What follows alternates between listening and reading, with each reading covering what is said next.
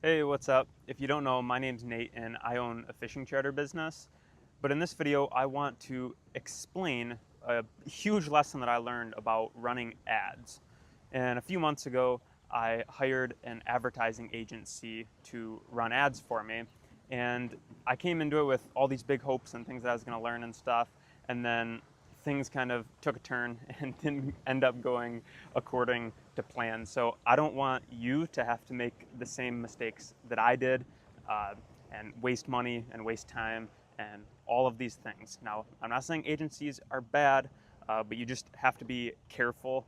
And yeah, it's kind of hard for me to explain all of it right now, but we'll jump on my computer real quick and I'll give you the full breakdown of literally everything I learned from working with this agency.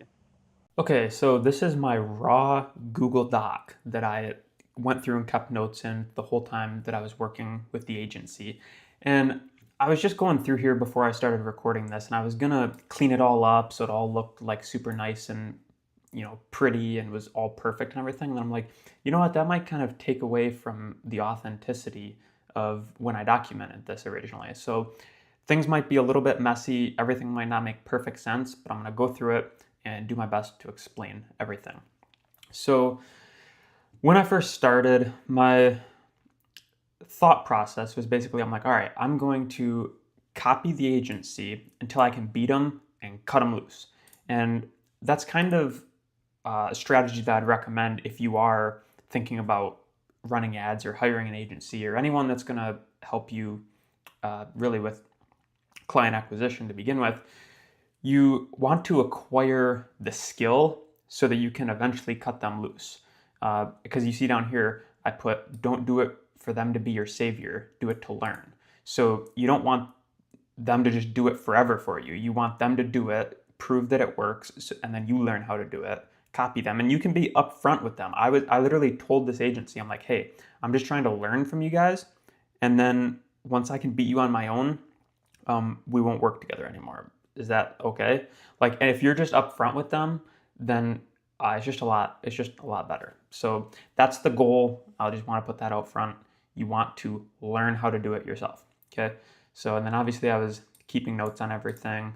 And yeah, so at the beginning, basically right after I paid, the support started to suck. Because what happens is when you're working with these bigger, like agencies and stuff, they have the setter, and then they have the closer, and then they have like their top support rep, and then you get transferred to like some junior support rep. And what happened, I guess I'll give a little bit of a backstory, is I got cold called by this agency. And they were telling me about something they do called micro targeting, and we'll get into that in a little bit. But they were telling me all this stuff. I'm like, yeah, you know what? Heck, sure, I'll listen to it. So that was the setter. So then the next call was with the closer. So then this guy is, his job is to close me and make the sale.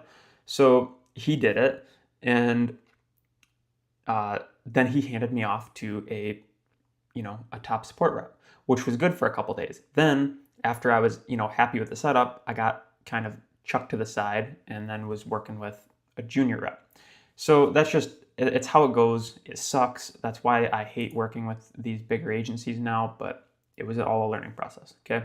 So this is what they originally came up with this here, which let me try to zoom in a little bit so you can see better. But I was doing this for my Captain Skool program. So the goal of this was I wanted to put this in front of people who are interested in starting a fishing charter business, people who are looking to, grow their fishing charter business that they already have, whatever. I was going to try running some ads for it.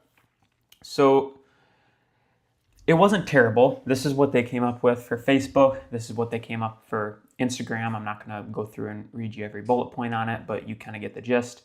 Then I changed it up to give it a little bit of a different vibe. I changed up the background, took out the bullet points, stuff like that. Just kind of made it a little bit more clear to what I thought would be better. And then, let me zoom out a little bit actually so I can explain this better. But this is where things really started to go downhill. They messed up the location and ran ads in my area like I told them not to. Because originally I was telling them, so their whole thing was they run ads for fishing guides and stuff. So me saying that I wanted to do it for my, Captain program, it was like a little bit out of their comfort zone, but they try to do it anyway. So then they start. So I know I'm going on such a tangent here, but I told them specifically, I'm like, hey, I want to run my ads not by me at all, because for one, I don't really want to breed competition ideally, and everybody around here already knows me and I already know them because I've been guiding here for like 4 years. So there's no need to run them in my local area. But then since everybody's so disconnected and it's such a disorganized mess all the time, of course that didn't happen. So what happened is they started running ads all around in my area. So then immediately I contact them, and I was a little bit triggered about it, and they got it fixed, which you'll see later. But what was next here? Oh, so this is the custom segment targeting they were using, and okay, yes. So I'm actually like kind of resurfacing some of this as I go through, so bear with me. But basically, I was taking screenshots of the way they had settings set and certain things like that, so that if it started to really work, I could, have all of this stuff, which, like I said, the goal is I'm trying to learn everything for myself so that I can then use it later. So this was a screenshot of just different search terms on Google and stuff that they were targeting. So that's really all this is. But I learned that all micro-targeting really is there's just running ads to a bunch of small counties for a while and then bouncing around. Because if you try to do the entire country or the entire state, the ad budget is super high. And originally, I thought they had some proprietary software, but really anyone can do it, because they're telling me like, oh yeah, we have this micro-targeting thing and this and that. And but really all it is instead of like targeting all of Michigan or all of Florida or something like that, they just target a couple counties. So you can keep the ad budget lower, which you'll see later. It was only like a few bucks a day, but you can really, really target people in a super small community by doing that. So that was really all it is. And then once you burn them out and you run the ads to them for a few weeks, then all you do is you basically move counties. And then that's all it is. So that's micro-targeting, if you've ever wondered. So then we started targeting the Florida Panhandle, and with those search terms at $12 per day budget. And which obviously that's not breaking the bank, but this is where it got a little bit weird. So I was paying a third of that budget, and they're paying the rest, because there's some Google rule that apparently agencies aren't allowed to charge clients to run their ads. So they had some super wonky thing going on where like the original deposit amount that I put down was used for my ads, and then I had to pay the ongoing amount, 30% of it with my card. It was like super confusing, which was another reason that I basically ended up hating it at the end. But I just kept telling myself, I'm like, hey, I'm just trying to steal their playbook, so I know how to do it myself if I want to in the future. So as the process was just sucking the whole time, I just kept telling myself, I'm like, hey, hopefully I don't need them for long. And then here were some other settings that they had. I'm not going to go over them right now, but I just took a screenshot for my own records. And now I started my own Google ad campaign to try to beat them. So I was watching them for the first couple of weeks, kind of seeing what they were doing. And then I'm like, all right, I kind of get the gist of it. And then I would find settings and stuff where I'm like, oh man, I feel like I could make this one better. I would tweak this. But instead of just changing theirs that they're running, because they were running it from my ad account, I set up a whole new ad it was completely separate from the ad account, like that they were still connected. But my point is these ads were running side by side, so I could truly see without adjusting what they were doing. So I'm assuming that the agency knows what they're doing. That's why I hired them. But I also wanted to try it myself until I could beat them. So I kept most of my settings the same, like physical location, but then I started trying YouTube display ads, because I noticed that theirs were running on a bunch of weird websites, like stuff you've never heard of. And I'm like, I don't feel like people have very high intent when they're visiting like these weird websites that the ad pops up on. So I'm like, oh, let's do YouTube display ads. And then after 24 hours, my campaign was still not running, because I realized that YouTube display ads is a lot more targeted and the ad budget is a lot higher. And yeah, so there was a reason they weren't doing it, which, hey, I learned something. So I also changed the creative a little bit. You can see down there. And yeah, I tested 3 different pictures with 3 different copies just to see what worked. So yeah, that was basically what I did to try to compare it to them. These Gorilla Mines are super good. Blue raspberry energy drink. If you've never had one, highly recommend it. This video is not sponsored by Gorilla Mine though. So we're back to this. Had another call with Gina today, which Gina was my support rep. And I just want to say she was as a person, she was good. The support just wasn't good. Okay, so it's not like she was being mean or like a jerk. Like, she was fine. So no hate to Gina. But what she was telling me is she said the goal is a 1% click-through rate. 1%, which was way lower than I was actually thinking, but she's like, yeah, that would be good. And I'm like, okay. And then she said, if after our 3-week call, if I even got 1 engaged lead out of it, that we'd keep doing exactly the same thing, which was like mind-blowing to me, because she was basically like, yeah, so after 3 weeks, you don't even need to get them to sign up. If you just get somebody who's interested, we're doing something right. And I was like, oh, wow, like those results are way slower than I was anticipating. So here's where we started getting into them setting false expectations on the sales call, which is, if you've ever been on a sales call and someone's setting expectations and then you get the delivery and it doesn't meet expectations, you instantly hate the person more than if they just set expectations lower and over-delivered. Like, I don't understand why people do it. It's not that hard. Just don't promise people the world. But anyways, try not to get too triggered here.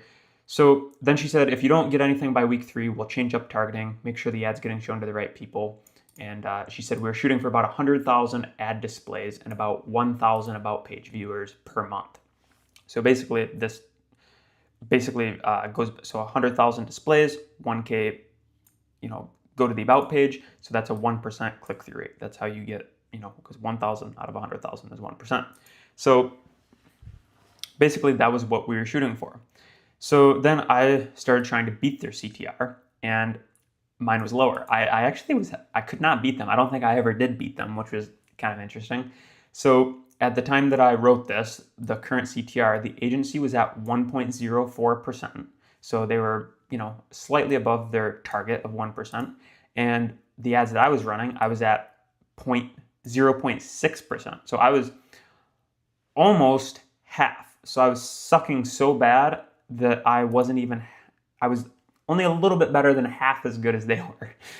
So all I did was I removed YouTube as being the placement. I made a few changes. And then, yeah, so I thought that I could get my CTR back, and I was going to report back in a few days after I made those adjustments, but I don't think I ever did end up beating them. I think I might have got up to like 0.7%, but they still had a considerable lead on me. So then I was like, well, shoot, they're actually doing a lot better than me. So I went in, took some screenshots of my ads before I made the adjustments and after I made the adjustments, just so, again, I could have something to compare it to see what was working.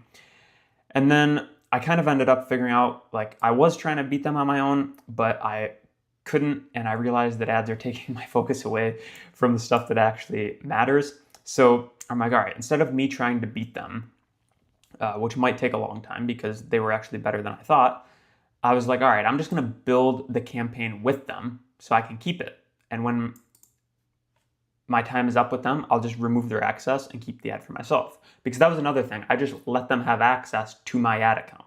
So they didn't have their own company ad account running my ad, which this was a key. Because then when I was done working with them, I still got to keep all the work that they did. Like, all the ads and stuff were still held in my ad account that I had all the access to. And then I could remove them so that I knew that they couldn't try to do anything fishy on the back end when I stopped paying them.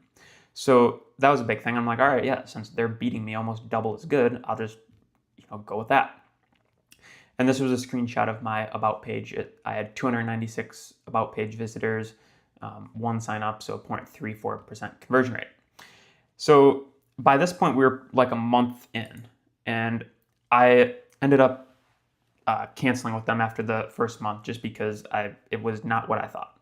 And you'll see a little bit more about that. But I put this in here because at the time I was super frustrated, but then I realized the first rule of losing is that you didn't lose, you learned.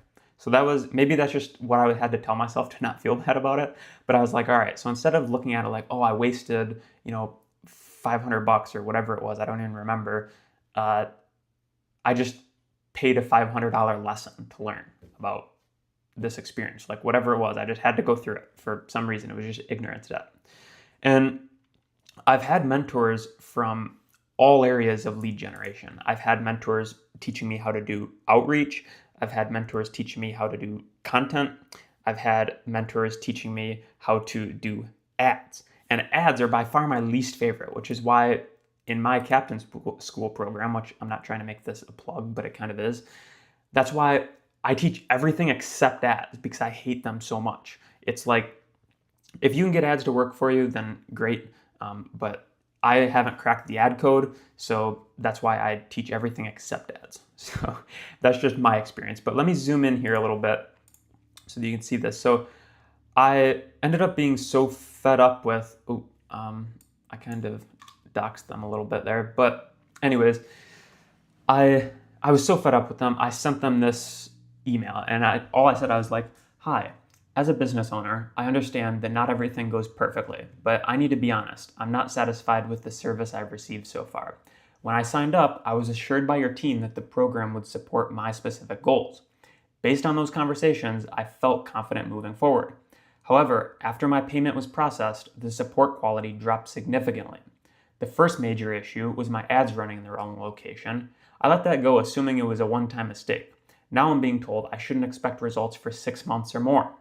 This is very different from what I was led to believe during the sales process.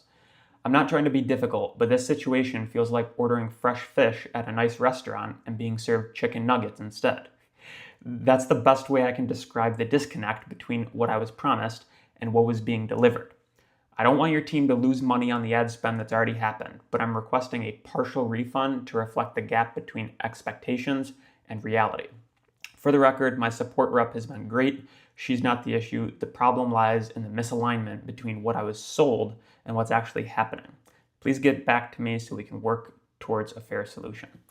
So that was what I said, and I feel like that was a plenty respectful email. I wasn't saying give me all my money back. I was just saying, hey, look, we need to cut our losses here because you kind of sold me something that you sold me fresh fish and I got chicken nuggets is what ended up happening. So, and then at this time I wrote this because I thought it was a great lesson for me to not enroll in programs outside of school, because school just has a higher standard, no weird fees, no weird BS, and I'll only pay for mentorships on school from now on.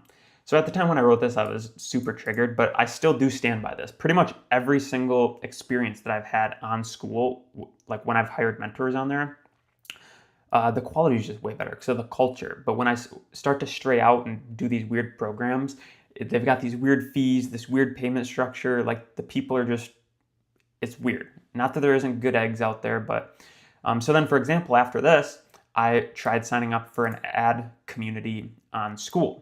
And I thought that it was going to be for Google ads and stuff, but it turned out that it was only for meta ads, which I wasn't into. I was trying to learn the Google ad side of things. So it wasn't what I thought. So see, this is a key part of, again, why Skool is so good. So first of all, they had it laid out amazing if I did want to learn meta ads. But since I was specific on just Google, I told them that. And I'm like, hey, this wasn't what I thought. Is there any way you'd consider letting me out of the group with a refund?